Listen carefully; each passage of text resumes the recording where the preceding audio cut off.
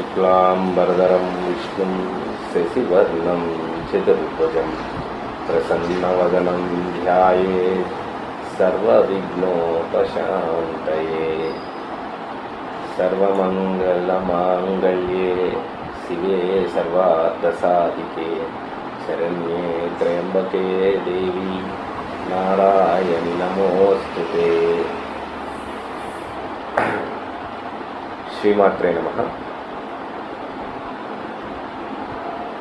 ప్రస్తుతం మనకు ద్వాదశ రాశుల్లో నవగ్రహాల్లో పెద్ద గ్రహమైనటువంటి గురుగ్రహం కానీ అలానే శనిగ్రహం, ఈ రెండు గ్రహాలు గోచార సంచార అన్న నిర్ణయాలలో ప్రముఖ పాత్రను వహిస్తాయి. కాబట్టి అందులో ప్రస్తుతం రేపు జూలై 27వ తారీఖు నుంచి గోచారంలో అంటే మీనరాశిలో రేవతి నక్షత్రంలో శని భగవానుడు వక్రగమనంలోకి జరుగుతోంది. ఇది డిసెంబర్ 11వ తారీఖు వరకు ఈ యొక్క వక్రగమన స్థితి అనేది ఉంటుంది. ఈ సంవత్సరం డిసెంబర్ 11వ తారీఖు వరకు. కాబట్టి ఈ శని వక్రగమనం అనేటువంటిది ద్వాదశ రాశుల్లో ఏ విధమైనటువంటి ఫలితాన్ని సూచిస్తుంది, శుభ అశుభ ఫలితాన్ని ఇస్తుంది అనేది మనం ముందుగా తెలుసుకుందాం. మిథున రాశి వారికి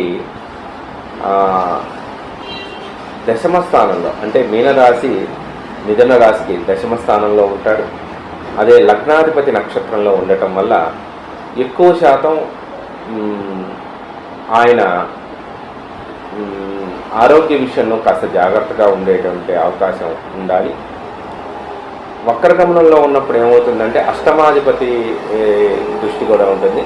దీర్ఘకాలికమైనటువంటి రోగాల విషయంలో కాస్త విశేషంగా కొత్త తరహాలో అంటే వైద్యుల్ని సంప్రదించడం వల్ల దీర్ఘకాలికమైన రోగాల్లో ఆ యొక్క మార్పు అంటే రోగం యొక్క మార్పు మారి తగ్గుదల పట్టే అవకాశాలు ఉంటాయి.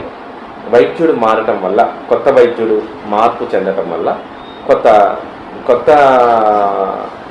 మార్పు వల్ల ఆరోగ్యంలో మెరుగుపడే అవకాశాలు బాగా ఉంటాయి. ఇక చతుర్థ స్థానాన్ని చూస్తుంటే మాతృ విషయంలో కొంచెం జాగ్రత్తగా ఉండాలి. మాతృ ఆరోగ్యం అంటే తల్లి ఆరోగ్య విషయంలో కానీ అలానే ఎవరైనా వాహనాలు కొనుక్కునేటప్పుడు కూడా అది కాస్త సరైనటువంటి వాహనాలు మిథున రాశి వారు తీసుకునేటప్పుడు వాహనం విషయంలో కూడా కాస్త తగు జాగ్రత్తగా ఉండటం చాలా ఉత్తమం. అంటే మోసపూరితమైనటువంటి విషయాల్లో కొద్దిగా ఇబ్బందులు పడే అవకాశాలు ఉంటాయి. అలానే దశమ స్థానంలో ప్రధానంగా ఉండటం వల్ల వృత్తి చాలా బాగుంటుంది. వృత్తి విషయంలో చాలా పురోగతి వస్తుంది. ఆనందకరంగా ఉద్యోగం చేసుకుంటారు. కాకపోతే అక్కడున్నటువంటి వృత్తిలో సంబంధమైన విషయంలో స్నేహితులు కానీ ఇంకెవరైనా వేరే వాళ్ళు కొంచెం అజాగ్రత్తగా ఉండటం వల్ల స్నేహితుల వల్ల ఇబ్బందులు పడే అవకాశం ఉంది. ఈ మిథున రాశి వారికి ప్రత్యేకించి విష్ణు సహస్రనామం చదువుకుంటే కనుక చాలా అన్ని విషయాల్లోనూ చాలా ఆరోగ్యంగా ఉంటారు. శని వక్రగమనం వల్ల ఇబ్బందుల నుంచి బయటపడవచ్చు.